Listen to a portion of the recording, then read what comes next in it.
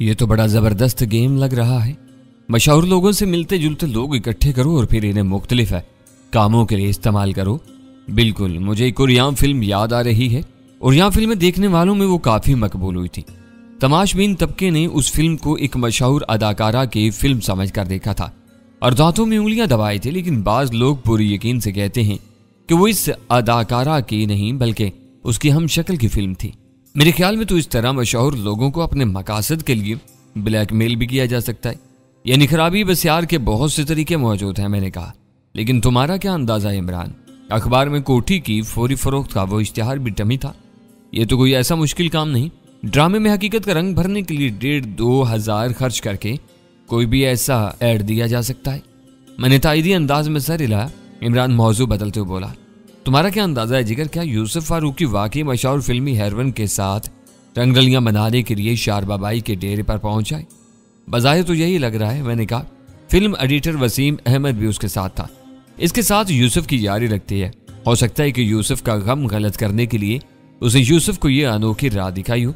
गम गलत से तुम्हारी क्या मुराद है? क्या वही सरवत वाला मामला? हाँ, नुसरत जो कुछ बता रही है उसे यही पता चलता है कि घर में तनाव है। सरवत ऊपर की मंजिल पर नुसरत के साथ सोती है। मियां बीवी बस आपस में जरूरी बातचीत करते हैं। अपने आप को बड़े हल्के किरदार का साबित कर रहा है यह बंदा, इमरान ने कहा। लेकिन अभी तक हमारे पास कोई ठोस सबूत भी तो नहीं है। हो सकता है कि वैसा ना हो जैसा हम समझ रहे हैं। यह भी तो होता है कि कई शौहर अपनी बीवियों को राह रास्त पर लाने के लिए इस तरह के हथकंडे इस्तेमाल करते हैं। बीवी शौहर को गलत माहौल से बचाने के लिए उसकी हर बात मानने को तैयार हो जाती है। इसी दौरान में राजा वापस आ गया। वो थोड़ा सा लंगड़ा कर चल रहा था। ये रात वाली मारामारी का नतीजा था। इमरान ने पक्का मुंह बनाकर कहा, पा राजा, तुम 1-2 दिन में वो चाकू या खंजर जो भी है ताबी को ला दो, वरना यह सूख कर कांटा हो जाएगा। लेकिन जरा हाथ पांव बचाकर कहीं कोई और फड्डा खड़ा न कर देना। और या मुंह में खुद थोड़ा जाऊंगा ओखली में सर देने के लिए। एक किराए के बंदे को भेजूंगा, तो फिक्र न कर, सब ठीक हो जाएगा एकदम टैट। इमरान ने जेब से 3,000 रुपए निकाल कर उसे दिए। ये खर्चे के लिए रख लो ना, बाकी बाद में देख लेंगे। राजा ने थोड़ा सा तजब्जुब दिखाकर रुपए रख लिए। इमरान के चेहरे पर ममनूनियत बरस रही थी। मैंने मुस्कुराहट दबाने के लिए मुंह दूसरी तरफ फेर लिया। राजा के पटीचर मोबाइल पर कॉल आ गई। उसे सुनता वो बाहर चला गया।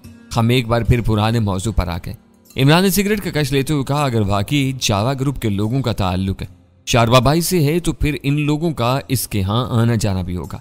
हम कल रात शारबाबाई के कोठे पर थे। कहीं ऐसा ना हुआ हो कि जावा के किसी बंदे ने हमें पहचान लिया हो। यही बात मैं सोच रहा हूँ। हम कोठे से सीधे डिफेंस वाली कोठी पर चले गए थे। हम एक बलाक पहले तो उतर गए थे, लेकिन फिर भी खतरा तो मौजूद है। इमरान ने कहा, लेकिन मेरा ख्याल है कि गाड़ी से उतरने के बाद किसी ने हमारा पीछा नहीं किया। मैंने अक्कम में निगाह रखी थी। अगर कोई हमारे ताक़ुब में होगा भी तो वो लैंड क्रूजर का पीछा करते हुए आगे निकल गया होगा। यानी ऐसी सूरत में इकबाल और इम्तियाज इसकी नजर में आ गए होंगे।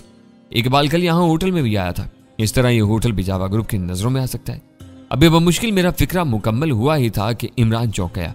उसकी निगाह अध खुले दरवाजे से बाहर गई थी। एक बहरा हाथों में रात के खाने की ट्रे लिए गुजर रहा था। इमरान उठ खड़ा हुआ। क्या बात है? मैंने पूछा। वो कुछ कहे बगैर बाहर निकल गया। मैं भी उसके पीछे गया। बहरा सीढ़ियां चढ़कर ऊपर वाली मंजिल पर जा रहा था। हम भी सीढ़ियों की तरफ आए। बहरे ने मुड़कर हमें देखा और चौंका। वो ऊपर वाले कॉरिडोर में पहुंचा तो एक बार फिर उसने घूम कर देखा। उसने खाने की ट्रे एक तरफ फेंकी। सालन, रोगनी नान और सलाद वगैरह हवा में उड़ते नजर आए। बहरे ने अपने लिबास में से पिस्तौल निकाला और अंधाधुंध इमरान पर गोली चलाई। इमरान उससे पहले ही फर्श पर गिर चुका था। फायर खाली के जवाब में इमरान की चलाई हुई गोली हमलावर के पेट में लगी। वो ऊंधे मुंह वो सीधा कालीन पर गिरा। इमरान और मैं तेजी से वापस पलटे। सीढ़ियां उतरते हुए इमरान ने सनसनीखेज लहजे में कहा, यह जावा ग्रुप का बंदा है, सुल्तान चिट्टा का गनमैन। हम सीढ़ियां उतरे तो एक और हट्टा कट्टा शख्स नजर आया। इसे भी हमने उससे पहले होटल में नहीं देखा था। उसके सामने चेहरे पर जलजले के आसार थे और अपने लिबास से कोई हथियार निकालने की कोशिश कर रहा था। इमरान ने उसे एक लहजे का मौका भी नहीं दिया। सीढ़ियां उतरते उतरते उसने बुलंदी से ही उस शख्स पर जस्त लगाई। इमरान के दाएं हाथ में मौजूद पिस्तौल का आईनी दस्ता पूरे जोर से उस शख्स के सर पर लगा और वह सुध होकर एक तरफ गिर गया। मैं और इमरान भागते हुए अपने कमरे में पहुंचे। मैंने बाजार की तरफ खुलने वाली खिड़की को खोलकर देखा। एक बार फिर वही नक्शा नजर आया जो 10-12 दिन पहले प्राइवेट अस्पताल के बाहर नजर आया था। कम से कम 3 मशकूक गाड़ियां होटल लालाजार के सामने मौजूद थीं। उनके करीब जो 1-2 गुंडा टाइप अफराद नजर आ रहे थे वो यकीनन जावा ग्रुप के ही थे। राजा भी आ गया था और हैरत से मुंह खोले हमारी तरफ देख रहा था। इमरान ने कहा, मुझे लगता है कि होटल को जावा के लोगों ने घेर लिया है। क्या करना होगा? मैंने पूछा। यहाँ से निकलना होगा। इमरान ने कहा, यहाँ पिछली तरफ एक दरवाजा है, आओ मेरे साथ, राजा ने कहा। हम राजा के पीछे दौड़े। चंद सीढ़ियां उतरकर हम होटल के किचन में दाखिल हो गए। धड़ाधड़ कड़ाही, गोश्त और सब्जी वगैरह तैयार हो रही थी।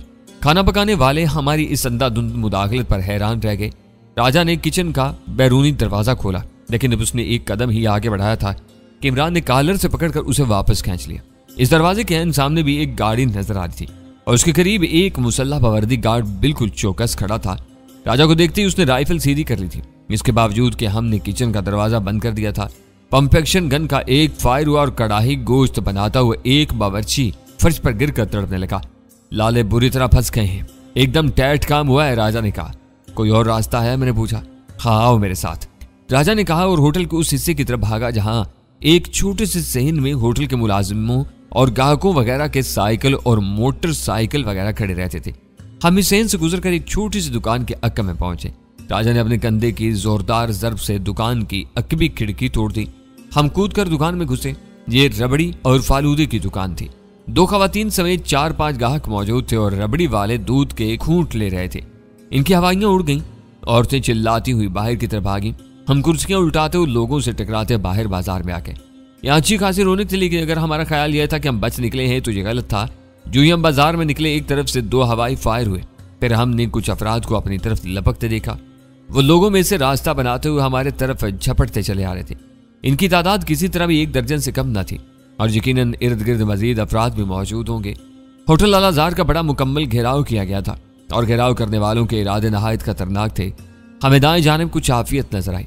हम इसी तरफ भागे। रश इतना ज्यादा था कि यहाँ फायरिंग नहीं की जा सकती थी, वरना अब तक हम पर गोलियों की बौछार हो चुकी होती। दूसरी तरफ हमारे पास एक पिस्तौल के सिवा और कुछ नहीं था और इसमें से भी एक गोली इमरान होटल के अंदर नकली बहरे पर दाग चुका था। यकयक जाएं तरफ से झपटने वाले 2-3 अफराद हमारे सर पर पहुंच गए। उनकी आंखों में शोले रक्सा थे। उनमें से एक के हाथ में मुझे गरारीदार चाकू साफ नजर आया। मेरे करीब पहुंचते उस शख्स ने मेरे गिरबान पर हाथ डाला और एक गलीज गाली के साथ चाकू मेरे पहलू में घोंपना चाहा। अगर उसने मुझ पर हमला किया होता तो शायद कामयाब हो जाता, लेकिन उसने बारूदा के शागिर्द पर हमला किया था और शागिर्द भी वो जिसने कई माह दीवाना वार अपने उस्ताद की मार खाई थी। मैंने भागते भागते उसका खतरनाक वार अपनी कलाई पर रोका और उसकी बाईं पसली के नीचे एक मखसूस जगह घुटने की कारगर जरब लगाई। वो मुर्दा छिपकली की तरह सड़क पर गिरा और हजूम के पांव तले रोंदा गया। दूसरी तरफ मैंने एक और शख्स को इमरान के सर की जोरदार टक्कर खाकर दूध के कड़ाहे में गिरते देखा। लाहौर की सड़कों पर धींगा मुश्ती की हमारी ख्वाहिश इस तरह पूरी हो रही थी कि एक कलकत अंगुश्ते बदंदा थी। किसी की समझ में नहीं आ रहा था कि ये क्या हो रहा है। भगदड़ सी मची हुई थी। हमें अच्छी तरह मालूम था कि अगर हम खुली जगह पर निकल आए तो जावा के दर्जनों गुर्गे हमें फोन कर रखेंगे। हम रश वाले हिस्सों में घुस रहे थे, मगर यह भी अंदेशा था कि इस तरह हम आम लोगों की जिंदगियां खतरे में डाल देंगे। अचानक हमें लगा कि अब हम कदरे खुली जगह पर आ गए हैं और अब किसी भी वक्त हम पर फायरिंग हो जाएगी। इस सामने वाली बिल्डिंग में, इमरान ने पुकार कर कहा और उंगली से इशारा भी कर दिया। एक छोटी सी 2 मंजिला इमारत थी। नीचे मेडिकल स्टोर था। स्टोर के साथ ऊपर जाती हुई सीढ़ियां थी। हम सीढ़ियों में दाखिल हुए और आहिनी दरवाजा अंदर से बंद कर दिया। फायर हुए और एक गोली दरवाजे में लगी। हम सीढ़ियां चढ़कर ऊपर वाले पोर्शन में आ गए। यहाँ कोई नजर नहीं आया। हमने सीढ़ियों का बालाई दरवाजा बंद कर दिया। मैंने मोहतात अंदाज में एक खिड़की थोड़ी सी खोली और नीचे झांका। हमारा ताकुब करने वाले इर्द गिर्द पोजीशनें ले रहे थे। 2 गाड़ियां तेज रफ्तारी से आईं। इनके ब्रेक चिचराए और इनमें से बीच मुसल्ला अफराद निकलकर इर्द गिर्द फैल गए। इनमें सुल्तान चिट्टा भी नजर आया। अब क्या करना है? राजा ने हाँफती हुई आवाज में पूछा।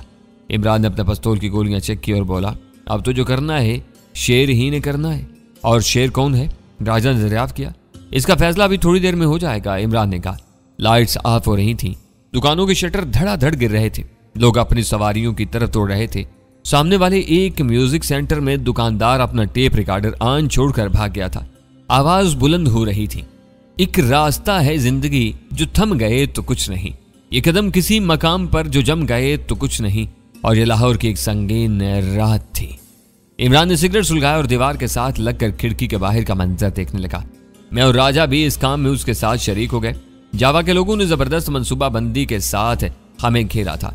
कम से कम 2 गाड़ियां सामने सड़क पर नजर आ रही थीं। एक दाएं बाएं मौजूद थी। उसके अलावा दर्जनों अफराद थे जिन्होंने यहाँ वहां पोजीशनें ले रखी थी। यकीनी बात थी कि अकबी जानिब भी 1-2 गाड़ियां मौजूद होगी। हम जिस इमारत में थे मुश्किल ये 2-2.5 मरले में होगी। ताहम इसकी 3 मंजिलें थीं। हम दूसरी मंजिल पर मौजूद थे। तीसरी मंजिल का पता हमें अभी चला था। मेरी नजर जावा ग्रुप के एक कोस्टर टाइप गाड़ी पर पड़ी। इसकी छत पर कोई चीज नस्ब थी, जैसे कोई बड़ी गन वगैरह हो। ताहम गौर से देखने पर अंदाजा हुआ कि ये एक मूवी कैमरा है। वो देखो इस गाड़ी के साइड पर क्या लिखा है, इमरान ने कहा। मैंने पढ़ा ये SM गुल फिल्म्स लिमिटेड के अल्फाज थे। नीचे मुल्तान रोड लाहौर का पता दर्ज था। ये तो कोई शूटिंग वालों की गाड़ी लगती है, मैंने कहा। अभी मुश्किल से मेरा फिक्रा मुकम्मल हुआ ही था कि इस गाड़ी के अकब से हम पर राइफल के 3-4 फायर हुए। धमाकों से फिजा गूंज उठी। हम जिस कमरे में मौजूद थे इसके सामने वाले शीशे चिकनाचूर हो गए। एक गोली राजा के सर के पास से गुजरी। वह हड़बड़ा कर बैठ गया। ये लोग आज हमारे जनाजे तैयार करने का पूरा इरादा रखते हैं, इमरान ने सिगरेट का धुआं फिजा में छोड़ते हुए कहा। और इस सूरत से बचने के लिए हमारे पास सिर्फ 1 पिस्तौल और 5 गोलियां हैं। मैंने इमरान का फिक्रा मुकम्मल किया।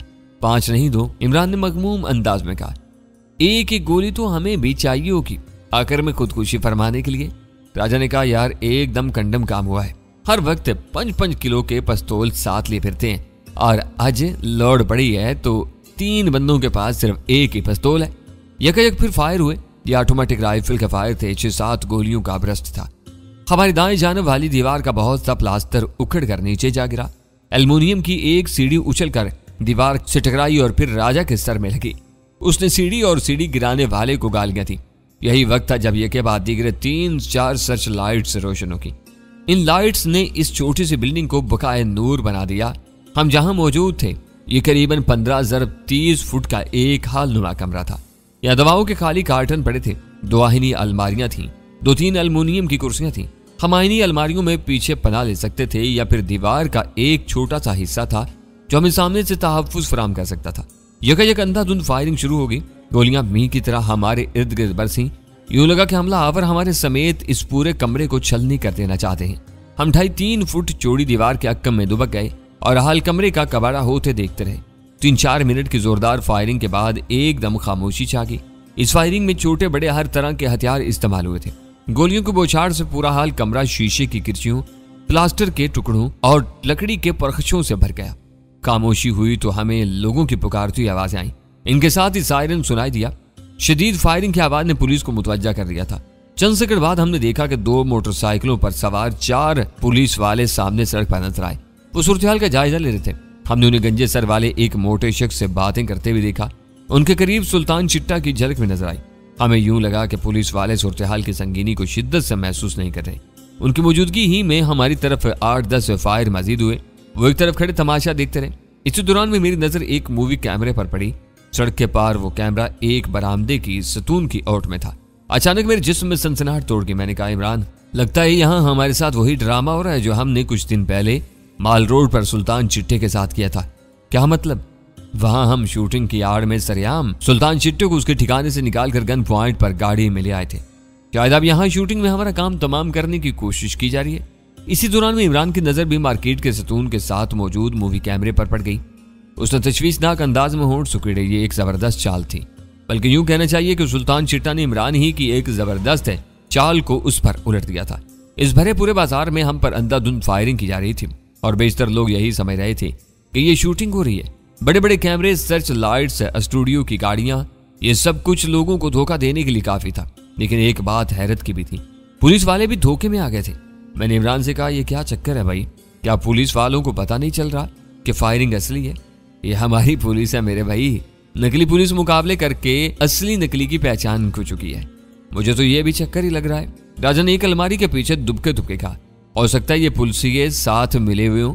इस वक्त तो हमने राजा की बात को ज्यादा अहमियत नहीं दी, लेकिन बाद अज़ां राजा की बात बिल्कुल दुरुस्त साबित हुई थी। चंद मकामी एहलकारों ने रिश्वत खाई थी और जानबूझकर मौका से दूर रहे थे। सर्चलाइट्स के जाविये दुरुस्त हुए और एक बार फिर हम पर अंधाधुंध फायरिंग शुरू होगी। अब फायरिंग का जाविया बदल गया था।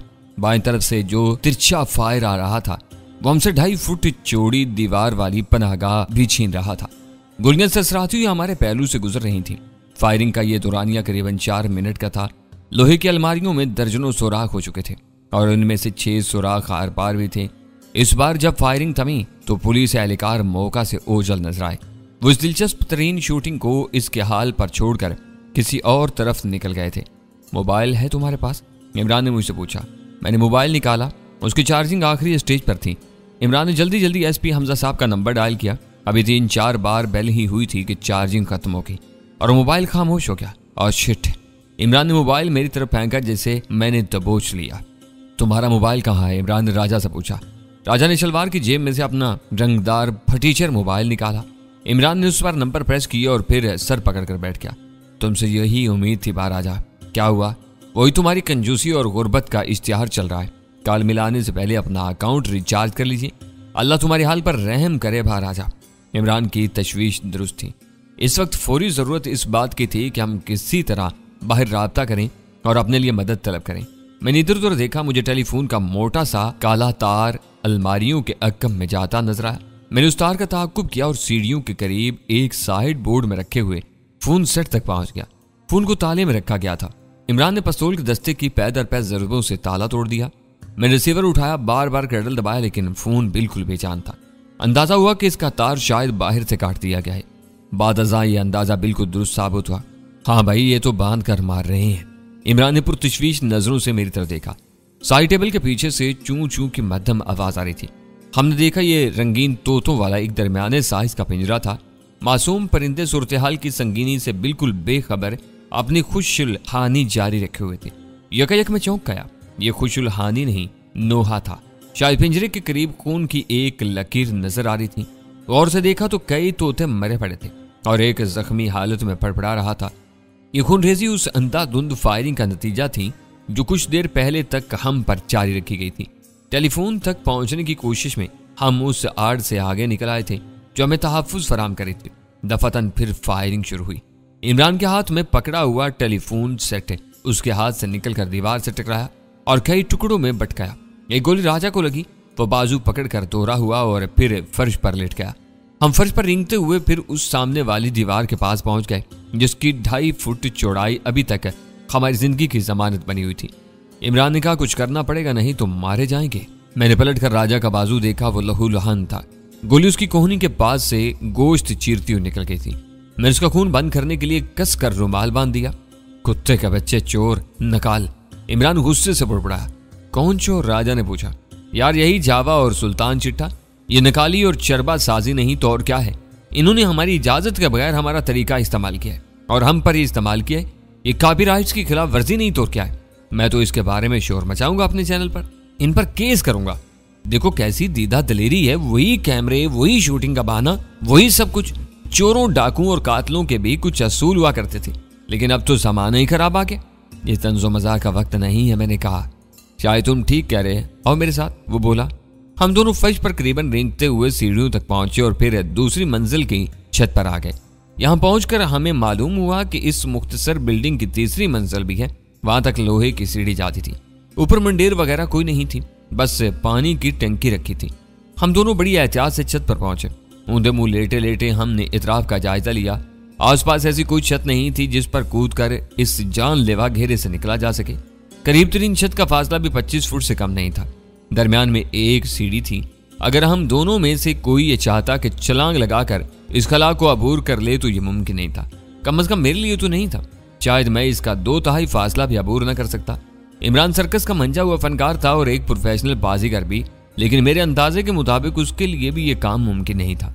छत पर भागकर छलांग लगाने और फिर नाकाम रह जाने का मतलब इसके सिवा कुछ नहीं था कि भागने वाला 35-36 फुट नीचे पुख्ता सड़क नुमा गली में गिरता, शदीद जख्मी होता और फिर जावा के गुंडों के हत्थे चढ़ जाता। इमरान ने निगाहों में फासले को भांपा, अपने जिस्म को तोला, मगर कोई अमली कदम उठाने पर खुद को आवादा न कर सका। वो देर था मगर बेवकूफ नहीं। दूसरी तरफ यह भी जरूरी था कि हम में से कम कोई एक साथ वाली बिल्डिंग तक पहुंच जाए और वहां से बजरिया फोन या मोबाइल फोन हमजा साहब से राब्ता करे। इन्हें बताया कि यहाँ मजंग चुंगी के करीब कैसा संगीन ड्रामा हो रहा है। इसी दौरान में एक बार फिर मेडिकल स्टोर वाली बिल्डिंग की दूसरी मंजिल को अंधाधुंध फायरिंग का निशाना बनाया जाने लगा। साफ पता चल रहा था कि वो लोग देखे बगैर गोलियां चला रहे हैं और बिल्डिंग समेत हर शय को फना कर देना चाहते हैं। हम एक बार फिर नीचे वाली छत पर आ गए। नीचे से राजा की पुकारती आवाज आई, ओए अम्मू, लगता है हमारा आखिरी वेड़ा आ गया है। बड़ा टैट काम हो गया है। वो जलील और पास आ गए। पूरे कमरे में फायर आ रहा है। तुम छत पर आ जाओ, इमरान ने पुकार कर कहा। जवाब में राजा ने कुछ कहा, लेकिन उसकी आवाज एक खौफनाक धमाके में दब गई थी। यूं लगा कि बिल्डिंग की सारी दीवारें हिल गई हैं। जो दस्ती बम था, इमरान ने सरसराती आवाज में कहा। इसके साथ ही वो राजा को आवाजें देने लगा। राजा, राजा कहाँ हो? दूसरी तरफ खामोशी रही। फिर चंद सेकंड बाद राजा की खांसती हुई आवाज आई। वो जावे की माँ बहन एक कर रहा था और धुएं में से रास्ता बनाता हुआ छत की तरफ आ रहा था। एक लिहाज से उसने इमरान की हदायत पर कमरा छोड़कर ठीक ही किया था।